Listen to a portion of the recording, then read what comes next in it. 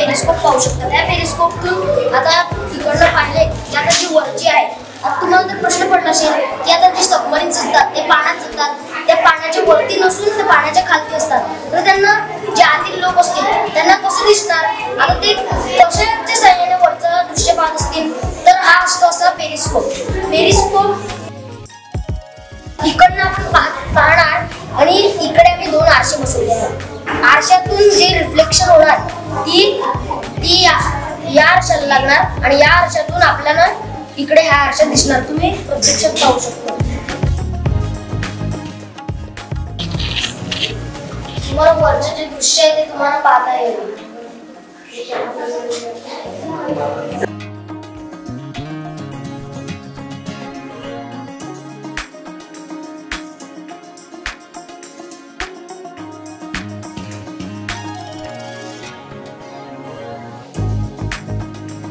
तुम्हाला हे समजेल की जे यामध्ये निरमा टाकलेला आहे ते पाणी लाल झालेलं आहे, म्हणजे हा प्रयोग यासाठी केलेला आहे कारण काही जण असं सांगतात की हा लाल पाणी झाल्याने कोणती तरी अदृश्य शक्ती आपल्या जवळ आहे असं आपल्याला फसवतात। माझे प्रोजेक्ट केमिकल रिॲक्शन, इकडे आपल्याला दोन केमिकल दिसतील, एक आहे ग्लिसरीन आणि एक आहे पोटॅशियम परमँगनेट। हे मी पोटॅशियम परमँगनेट टाकतो।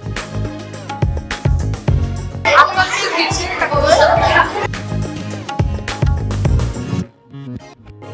म्हणजे आपल्याला केमिकल रिॲक्शन समजते आणि कोणी त्याचा दूध न बघू आणि लंका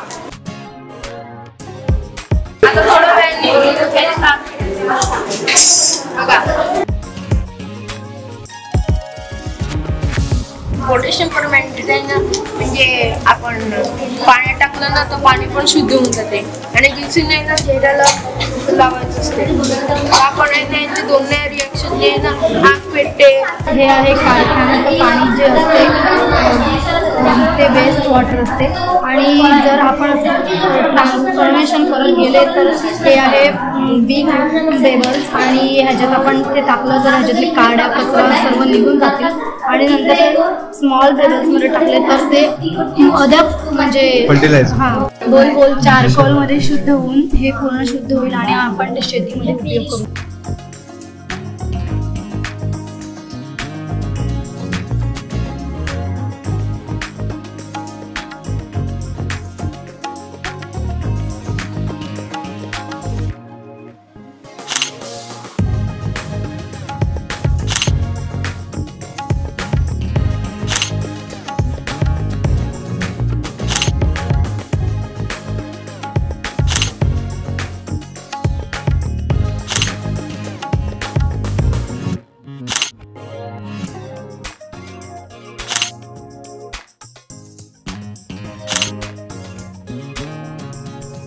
आज आमच्या शाळेत कोकण कला व शिक्षण विकास संस्था हे आले होते आणि त्यांनी आमच्यासोबत खूप मस्ती केली, चांगले गेम घेतले, प्रश्नमंजुषा घेतली आणि आमच्या या प्रोजेक्टचं निरीक्षण केलं आणि आमचा पहिला नंबर आलेला आहे।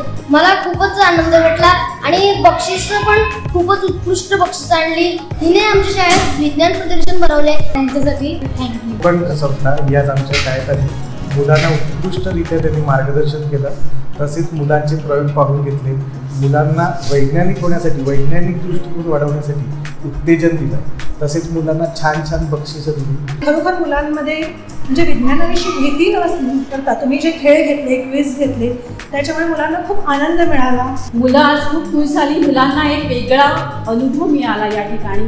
तर या संस्थेचे जितके आभार मानावे तितके कमीच आहे। Thank you Konkan NGO।